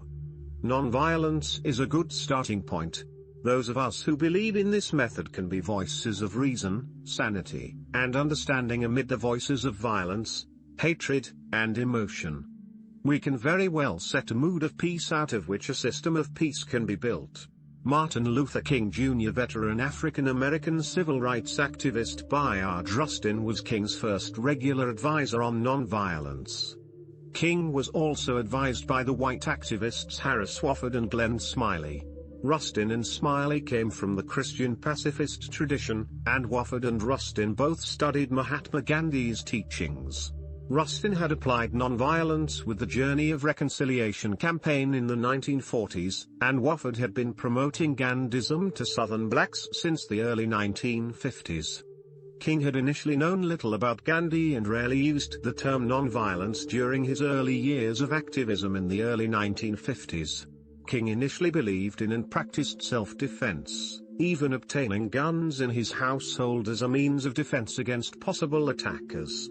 The pacifists guided King by showing him the alternative of nonviolent resistance, arguing that this would be a better means to accomplish his goals of civil rights than self-defense. King then vowed to no longer personally use arms. In the aftermath of the boycott, King wrote Stride Toward Freedom, which included the chapter Pilgrimage to Nonviolence. King outlined his understanding of nonviolence, which seeks to win an opponent to friendship, rather than to humiliate or defeat him. The chapter draws from an address by Wofford, with Rustin and Stanley Levison also providing guidance and ghostwriting. King was inspired by Gandhi and his success with nonviolent activism, and as a theology student, King described Gandhi as being one of the individuals who greatly reveal the working of the Spirit of God. King had for a long time wanted to take a trip to India. With assistance from Harris Wofford, the American Friends Service Committee, and other supporters, he was able to fund the journey in April 1959. The trip to India affected King, deepening his understanding of nonviolent resistance and his commitment to America's struggle for civil rights. In a radio address made during his final evening in India, King reflected, "Since being in India, I am more convinced than ever before that the method of nonviolent resistance is the most potent weapon available to oppressed people in their struggle for justice and human dignity." King's admiration of Gandhi's nonviolence did not diminish in later years. He went so far as to hold up his example when receiving the Nobel Peace Prize in 1964, hailing the successful precedent of using nonviolence in a magnificent way by Mohandas K. Gandhi to challenge the might of the British Empire. He struggled only with the weapons of truth, soul force, non-injury and courage. Another influence for King's nonviolent method was Henry David Thoreau's essay on civil disobedience and its theme of refusing to cooperate with an evil system. He also was greatly influenced by the works of Protestant theologians Reinhold Niebuhr and Paul Tillich, and said that Walter Auschenbusch's Christianity and the Social Crisis left an indelible imprint on his thinking by giving him a theological grounding for his social concerns. King was moved by Auschenbusch's vision of Christians spreading social unrest in perpetual but friendly conflict with the state, simultaneously critiquing it and calling it to act as an instrument of justice. He was apparently unaware of the American tradition of Christian pacifism exemplified by Adin Ballou and William Lloyd Garrison. King frequently referred to Jesus' Sermon on the Mount as central for his work. King also sometimes used the concept of agape, brotherly Christian love. However, after 1960, he ceased employing it in his writings. Even after renouncing his personal use of guns, King had a complex relationship with the phenomenon of self-defense in the movement. He publicly discouraged it as a widespread practice, but acknowledged that it was sometimes necessary. Throughout his career, King was frequently protected by other civil rights activists who carried arms, such as Colonel Stone Johnson, Robert Hayling, and the Deacons for Defense and Justice. Criticism within the movement. King was criticized by other black leaders during the course of his participation in the civil rights movement. This included opposition by more militant thinkers such as Nation of Islam member Malcolm X. Student Nonviolent Coordinating Committee founder Ella Baker regarded King as a charismatic media figure who lost touch with the grassroots of the movement as he became close to elite figures like Nelson Rockefeller. Stokely Carmichael, a protege of Baker's, became a black separatist and disagreed with King's plea for racial integration because he considered it an insult to a uniquely African American culture, activism and involvement with Native Americans. King was an avid supporter of Native American rights. Native Americans were also active supporters of King's civil rights movement, which included the active participation of Native Americans. In fact, the Native American Rights Fund, NARF, was patterned after the NAACP's Legal Defense and Education Fund. The National Indian Youth Council, NIYC, was especially supportive in King's campaigns, especially the Poor People's Campaign in 1968. In King's book Why We Can't Wait he writes, "Our nation was born in genocide when it embraced the doctrine that the original American, the Indian, was an inferior race. Even before there were large numbers of Negroes on our shores, the scar of racial hatred had already disfigured colonial society. From the 16th century forward, blood flowed in battles over racial supremacy. We are perhaps the only nation which tried as a matter of national policy to wipe out its indigenous population. Moreover, we elevated that tragic experience into a noble crusade. Indeed, even today we have not permitted ourselves to reject or to feel remorse for this shameful episode. Our literature, our films, our drama, our folklore all exalt it. King assisted Native American people in South Alabama in the late 1950s. At that time the remaining Creek in Alabama were trying to completely desegregate schools in their area. The South had many egregious racial problems. In this case, light-complexioned Native children were allowed to ride school buses to previously all-white schools, while dark-skinned Native children from the same band were barred from riding the same buses. Tribal leaders, upon hearing of King's desegregation campaign in Birmingham, Alabama, contacted him for assistance. He promptly responded, and through his intervention the problem was quickly resolved. In September 1959, King flew from Los Angeles, California, to Tucson, Arizona. After giving a speech at the University of Arizona on the ideals of using nonviolent methods in creating social change, he put into words his belief that one must not use force in this struggle but match the violence of his opponents with his suffering. King then went to Southside Presbyterian, a predominantly Native American church, and was fascinated by their photos. On the spur of the moment, Dr. King wanted to go to an Indian reservation to meet the people, so Reverend Casper Glenn took King to the Papago Indian Reservation. At the reservation King met with all the tribal leaders, and others on the reservation then ate with them. King then visited another Presbyterian church near the reservation, and preached there, attracting a Native American crowd.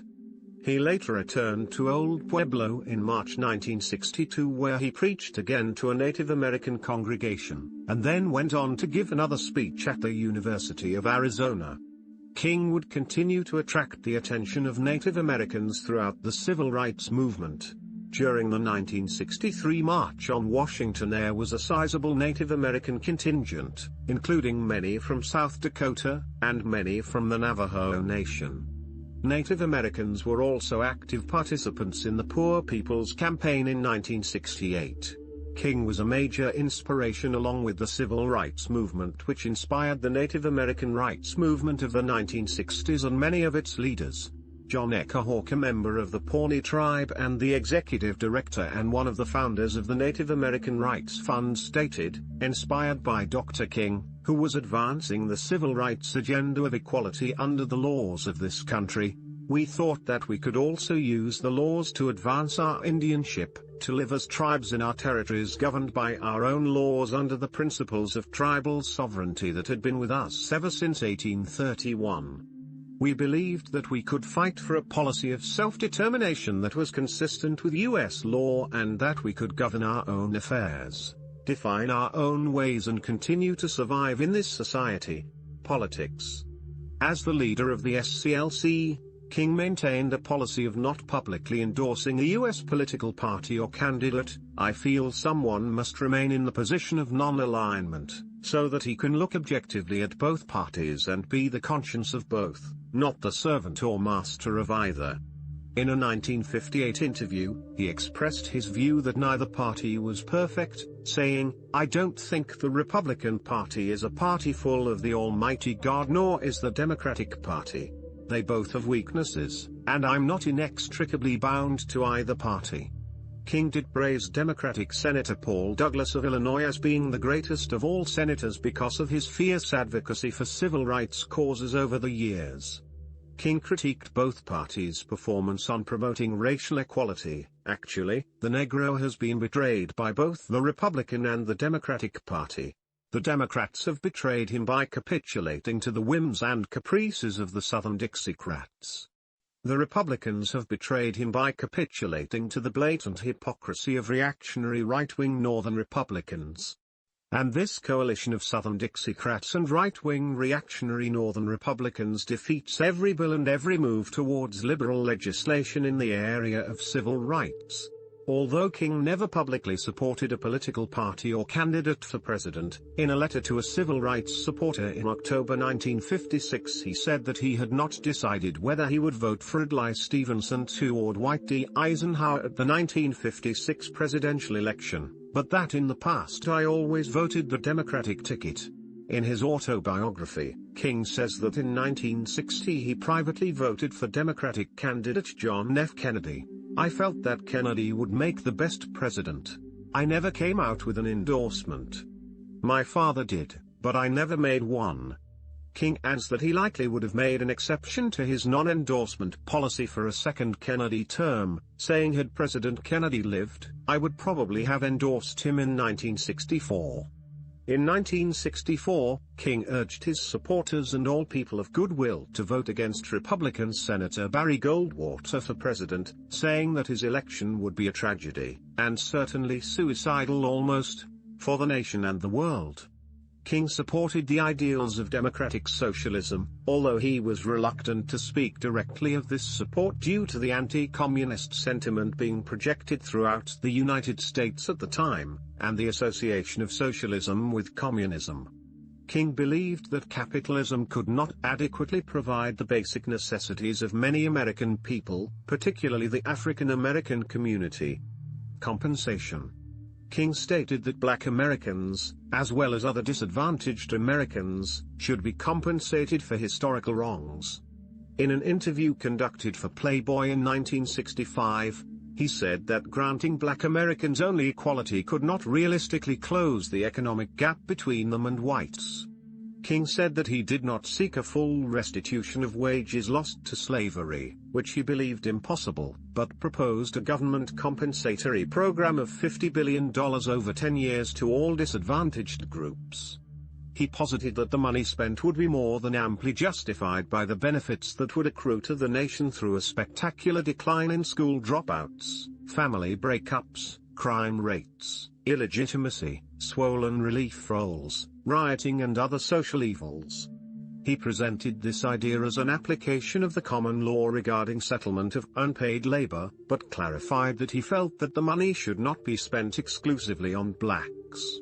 He stated, "It should benefit the disadvantaged of all races." Family planning. On being awarded the Planned Parenthood Federation of America's Margaret Sanger Award on May 5, 1966, King said, "Recently, the press has been filled with reports of sightings of flying saucers. While we need not give credence to these stories, they allow our imagination to speculate on how visitors from outer space would judge us. I am afraid they would be stupefied at our conduct. They would observe that for death planning we spend billions to create engines and strategies for war. They would also observe that we spend millions to prevent death by disease and other causes. Finally, they would observe that we spend paltry sums for population planning, even though its spontaneous growth is an urgent threat to life on our planet.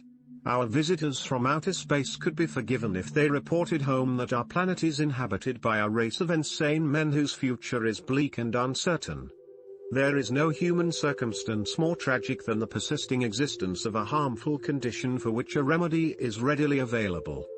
Family planning, to relate population to world resources, is possible, practical and necessary.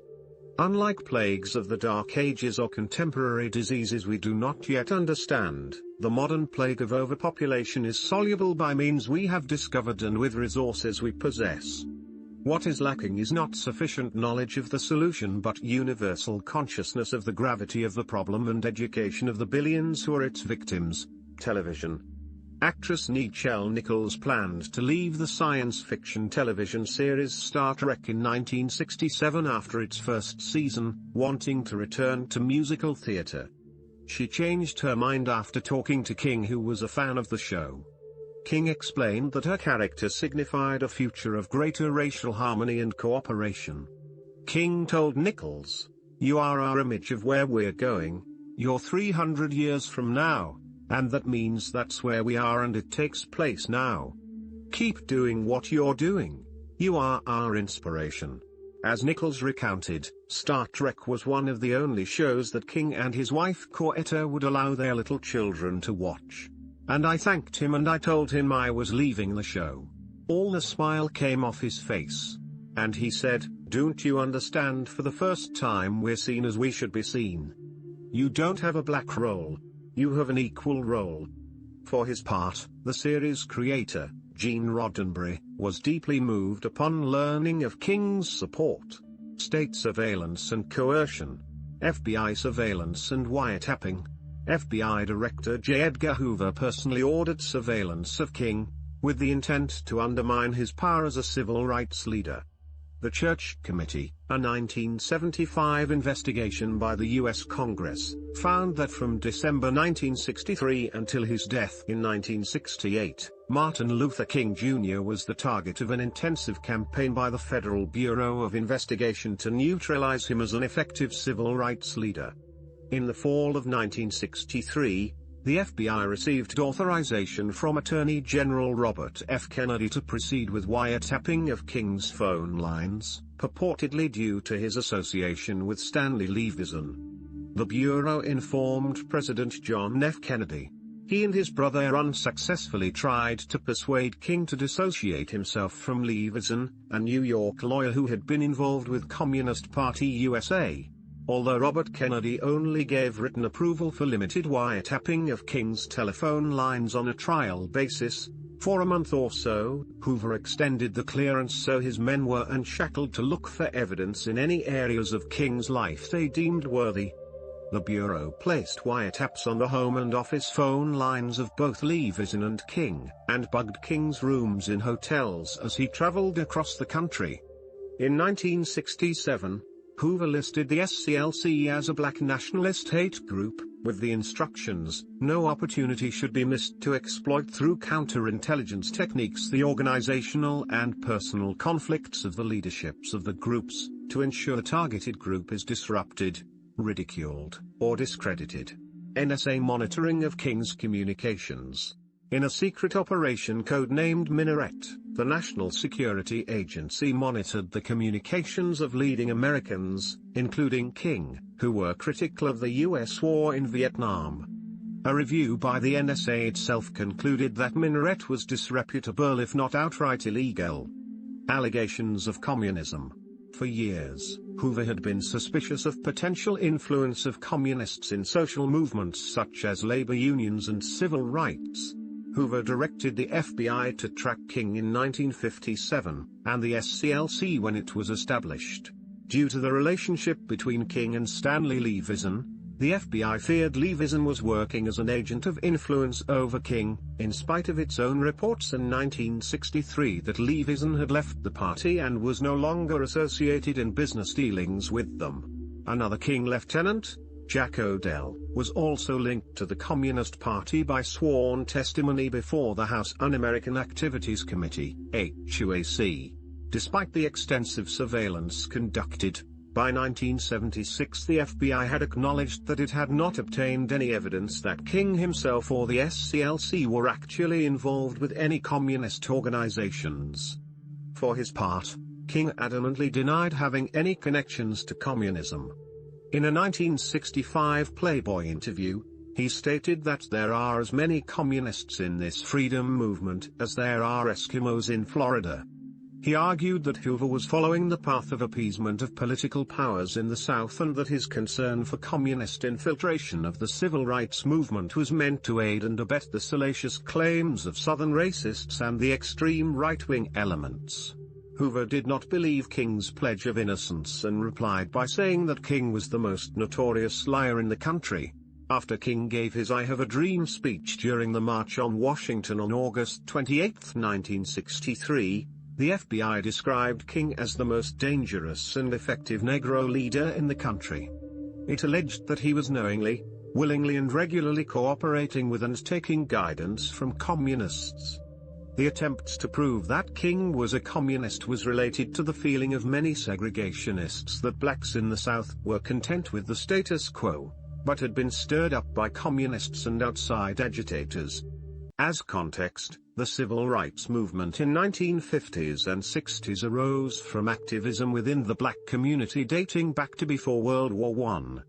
King said that the Negro Revolution is a genuine revolution, born from the same womb that produces all massive social upheavals, the womb of intolerable conditions and unendurable situations. CIA surveillance.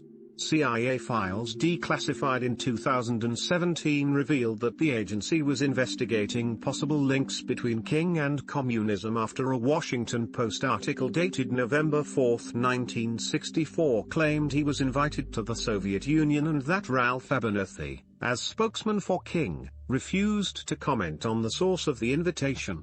Mail belonging to King and other civil rights activists was intercepted by the CIA program Lingual. Allegations of adultery. The FBI having concluded that King was dangerous due to communist infiltration, attempts to discredit King began through revelations regarding his private life.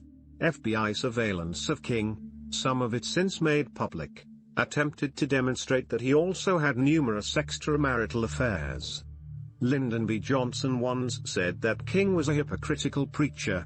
In his 1989 autobiography And the Walls Came Tumbling Down, Ralph Abernathy stated that King had a weakness for women, although they all understood and believed in the biblical prohibition against sex outside of marriage.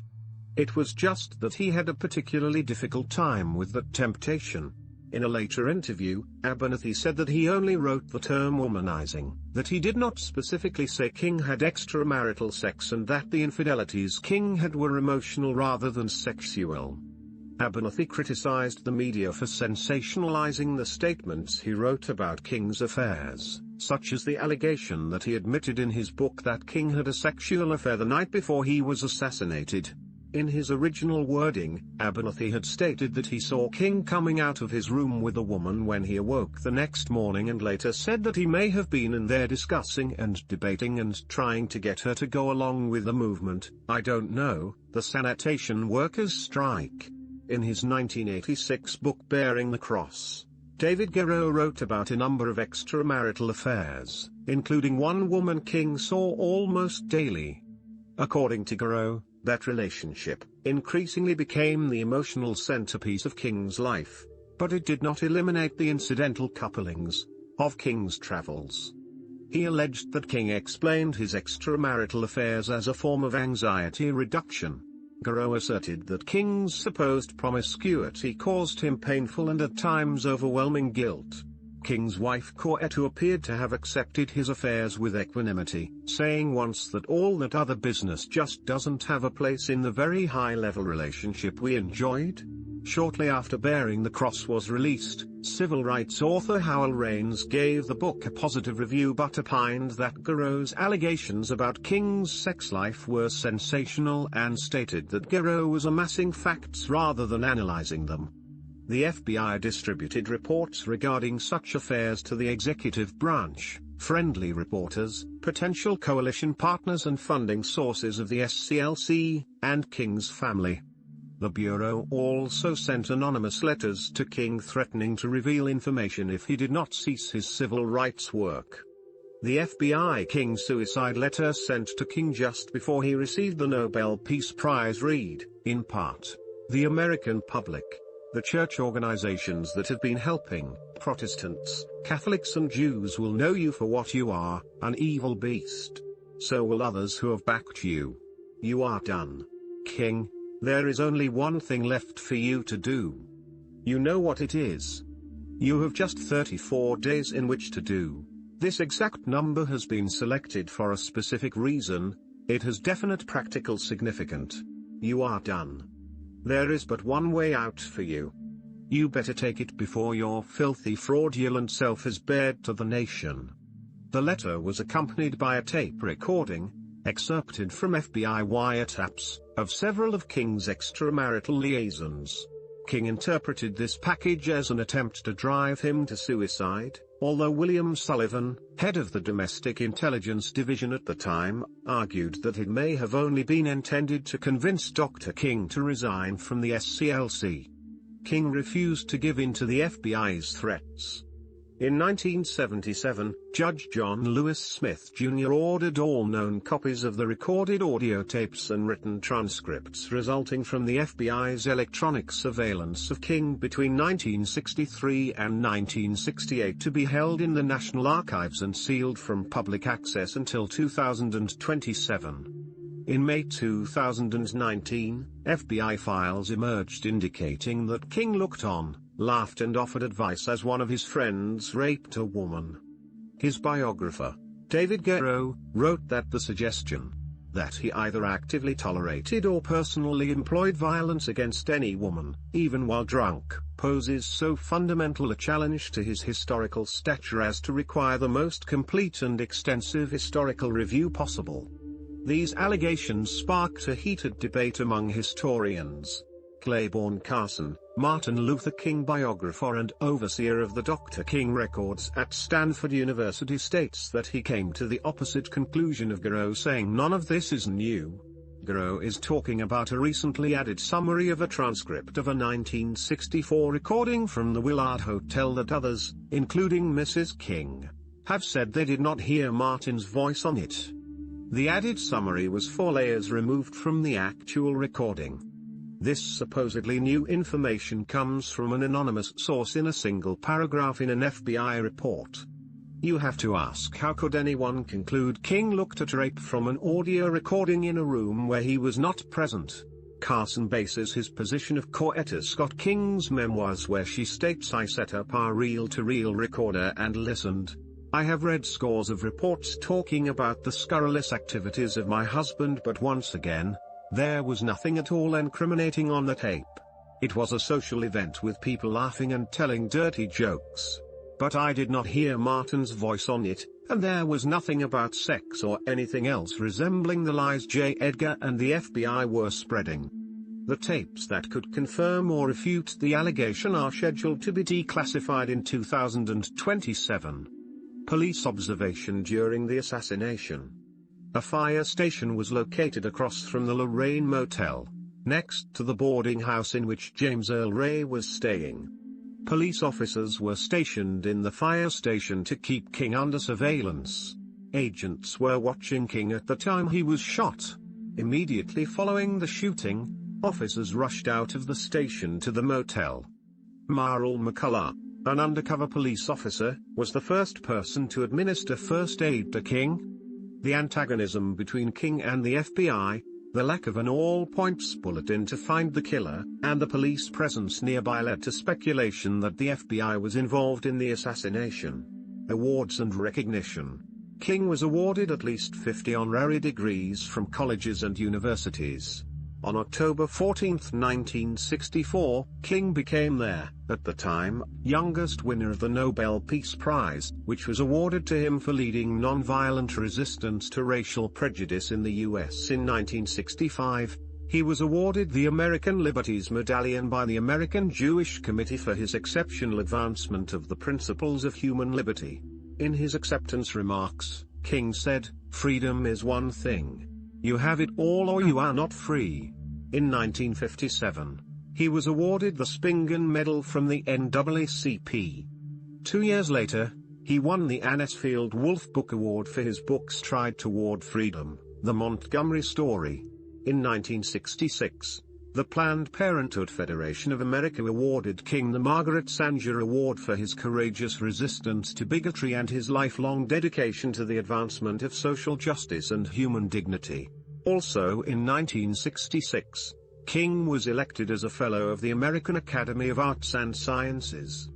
In November 1967 he made a 24-hour trip to the United Kingdom to receive an honorary degree from Newcastle University, being the first African American to be so honored by Newcastle.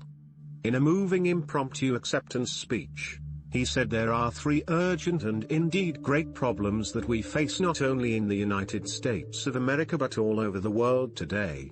That is the problem of racism, the problem of poverty and the problem of war. In addition to being nominated for 3 Grammy Awards, the civil rights leader posthumously won for Best Spoken Word Recording in 1971 for Why I Oppose the War in Vietnam. In 1977, The Presidential Medal of Freedom was posthumously awarded to King by President Jimmy Carter. The citation read, "Martin Luther King Jr. was the conscience of his generation. He gazed upon the Great Wall of segregation and saw that the power of love could bring it down.